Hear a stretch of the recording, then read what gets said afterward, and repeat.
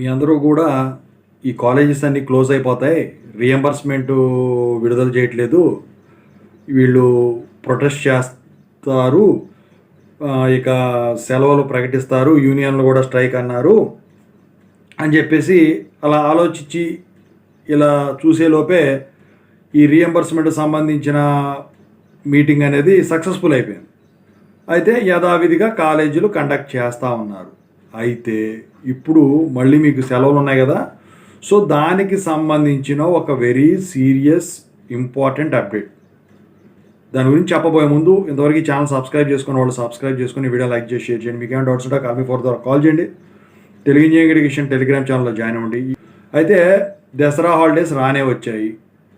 ఎప్పుడు ఏం చేస్తూ వీళ్ళకో రకంగా వాళ్ళకో రకంగా కొన్ని కాలేజీలు ఏం చేస్తూ ఉంటారు, క్లాసులు కండక్ట్ చేయడం, సిలబస్లు అవ్వలేదని చేస్తూ ఉంటారు.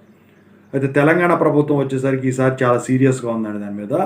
స్కూళ్ళకి ఏదైతే 21 నుంచి అక్టోబర్ 3 వరకు సెలవులు ఉన్నాయో దానికైనా కానివ్వండి, జూనియర్ కాలేజెస్ కానివ్వండి, ఇంజనీరింగ్ కాలేజెస్ కానివ్వండి, ఏవైతే ఈ మంత్ 28 నుంచి అక్టోబర్ 3 వరకు సెలవులు ఉన్నాయో వాటిపైన కానివ్వండి, క్లాసులు కండక్ట్ చేస్తే మాత్రం మేము ఇచ్చిన షెడ్యూల్ ప్రకారం కనుక దసరా హాలిడేస్ కనుక ఇవ్వనట్టయితే సీరియస్ యాక్షన్స్ ఉంటాయని చెప్పేసి చెప్పడం జరిగింది. కావాలంటే మీరు హోంవర్క్లు, అసైన్మెంట్లు ఇలాంటివి ఇచ్చుకోండి స్టూడెంట్స్కి. వాడికి ఇంట్రెస్ట్ ఉంటే సెలవుల్లో చేసుకొని వస్తాడు, లేకపోతే రేపు కాలేజ్ ఓపెనింగ్ అనగా ఒక్కరోజు ముందు అన్నీ సాల్వ్ చేసుకొని వస్తాడు. హాలిడేస్ మాత్రం యాజ్ పర్ ద షెడ్యూల్ ప్రకటించాల్సిందే. ఈసారి మాత్రం చాలా సివియర్ పనిష్మెంట్స్ ఉంటాయని చెప్పేసి తెలంగాణ ప్రభుత్వం అయితే అన్నిటికీ కూడా ఇన్స్ట్రక్షన్స్ పాస్ చేయడం అయితే జరిగింది.